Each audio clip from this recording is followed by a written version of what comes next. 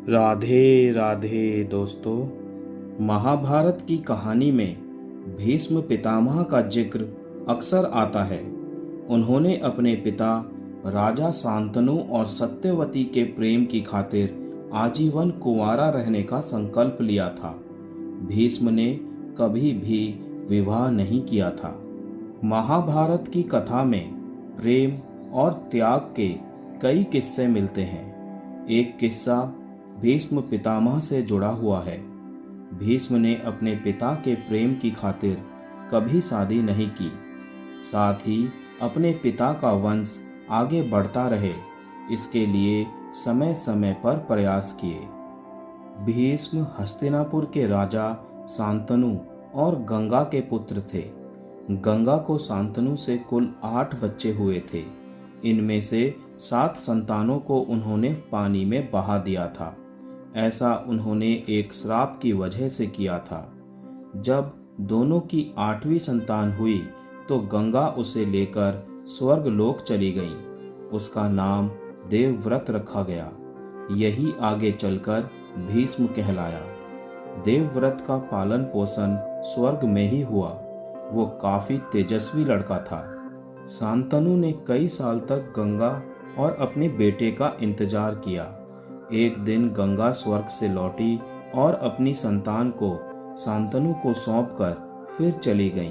फिर शांतनु ने भीष्म का पालन पोषण किया। उन्होंने भीष्म को हस्तिनापुर का युवराज भी घोषित कर दिया। एक बार राजा शांतनु आखेट के लिए नदी किनारे गए। वहां उन्हें नाव चलाने वाली एक सुंदर लड़की दिखाई दी। इसका नाम सत्यवती था। शांतनु सत्यवती से मोहित हो गए। उन्होंने विवाह का प्रस्ताव रखा। सत्यवती एक अप्सरा की बेटी थी जिसे मछली बने रहने का श्राप मिला था। उसका पालन पोषण एक केवट ने किया था। सत्यवती भी शांतनु से मोहित हो गई। उसने कहा कि अगर मुझसे विवाह करना है तो मेरे पिता से अनुमति लेनी होगी। शांतनु सत्यवती के साथ केवट के पास पहुंचे। केवट ने विवाह के लिए शांतनु के सामने शर्त रख दी। उसने कहा कि अगर मेरी बेटी से विवाह करना है तो यह वचन देना होगा कि सत्यवती से पैदा होने वाली संतान ही राजगद्दी पर बैठेगा। शांतनु ने कहा कि वे अपने पुत्र भीष्म को युवराज घोषित कर चुके हैं, इसीलिए यह संभव नहीं है। केवट ने अपनी बेटी की शादी शांतनु से कराने से इनकार कर दिया। इस बात से शांतनु बहुत दुखी हुए। वे सत्यवती के प्रेम को भुला नहीं पा रहे थे। वे रोजाना नदी किनारे जाते और छिपकर सत्यवती को देखते। भीष्म ने अपने पिता के दुखी रहने का कारण जानने की कोशिश की। एक दिन वो अपने पिता के पीछे पीछे वन में गया। उसने देखा कि शांतनु छिपकर एक लड़की को देख रहे हैं। भीष्म ने तुरंत अपने पिता से इसका कारण पूछ लिया। शांतनु ने पूरी कहानी अपने पुत्र को बताई। फिर भीष्म और शांतनु दोबारा केवट के पास पहुंचे और सत्यवती के सामने विवाह का प्रस्ताव रखा। केवट ने अपनी शर्त दोहरा दी। तब भीष्म ने कहा कि मैं वचन देता हूं कि हस्तिनापुर की राजगद्दी पर कोई अधिकार नहीं रखूंगा। सत्यवती से होने वाली संतान ही राजगद्दी की वारिस होगी।